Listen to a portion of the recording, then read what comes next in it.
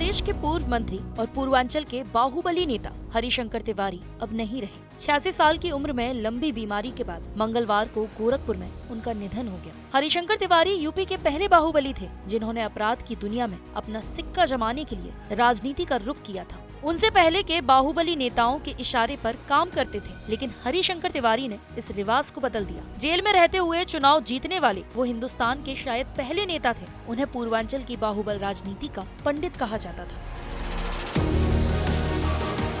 गोरखपुर के टांडा गांव में जन्मे हरिशंकर तिवारी कद काठी में छोटे थे, लेकिन रुतबा उनका उतना ही बड़ा था। जब गोरखपुर पढ़ने आए तो उस वक्त वहाँ मठ का सिक्का चलता था। कहा जाता है कि मठ के खिलाफ खड़ा होने की हिम्मत किसी में नहीं थी। तो वहीं दूसरी ओर गोरखपुर यूनिवर्सिटी में ठाकरों का दबदबा था। हरिशंकर तिवारी को ये दोनों ही बातें नागवार गुजरती थी। खासकर ठाकरों का वर्चस्व उन्हें खलता था। इसे खत्म करने के लिए उन्होंने ब्राह्मण छात्रों को एकजुट करना शुरू कर दिया और इसे उनकी अस्मिता से जोड़ दिया। धीरे धीरे पूरे पूर्वांचल की यूनिवर्सिटीज में ठाकुर बनाम ब्राह्मण की राजनीति शुरू हो गई। थोड़े ही समय में उन्हें ब्राह्मण छात्रों का मसीहा कहा जाने लगा। इसी समय रेलवे के ठेकों में भी उन्होंने हाथ आजमाना शुरू कर दिया, यानी पैसा, पावर और पॉलिटिक्स का कॉकटेल उनकी समझ में आ गया। धीरे धीरे उनका कद इतना बढ़ गया कि मठ के समांतर हरिशंकर तिवारी ने हाथा चलाया, जहां जमीन जायदाद के झगड़े निपटाए जाने लगे। टेंडर के फैसले भी यही होने लगे। वर्चस्व की लड़ाई ऐसी चली कि छात्र राजनीति के दौरान ही हरिशंकर तिवारी पर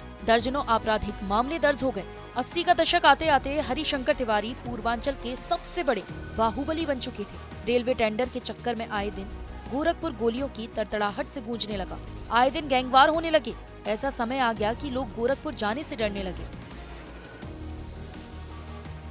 साल 1984 में हरिशंकर तिवारी ने महाराजगंज सीट से निर्दलीय लोकसभा का चुनाव लड़ा, लेकिन वो हार गए। उसी साल रासुका में गिरफ्तार कर उन्हें जेल भेज दिया गया।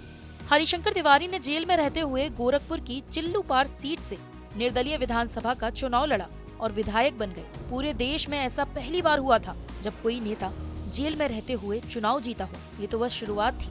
इसके बाद अगले 2 दशक तक हरिशंकर तिवारी इस सीट से अजय रहे। 1986 में फिर पुलिस ने उन्हें गिरफ्तार कर लिया। खबर फैली कि मुख्यमंत्री वीर बहादुर सिंह उनका एनकाउंटर कराना चाहते हैं। खबर फैलते ही 5000 लोगों की ब्राह्मण बहुल भीड़ ने थानों को घेर लिया।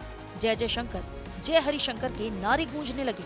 आखिर में पुलिस प्रशासन को झुकना पड़ा और उन्हें छोड़ना पड़ा। इसी घटना ने उन्हें यूपी के ब्राह्मणों का नेता बना दिया। राजनीति में पैर जमाने के बाद उन्होंने अपराध और अपराध की दुनिया से तौबा कर लिया। कांग्रेस, बीजेपी, सपा, बसपा, बारी बारी से हरिशंकर तिवारी सभी दलों के होते चले गए। साल 1996 में पहली बार कल्याण सिंह की सरकार में मंत्री बने। इसके बाद सरकारें बदलती गईं, हरिशंकर पाला बदलते गए, लेकिन मंत्री पद उनसे दूर नहीं हुआ।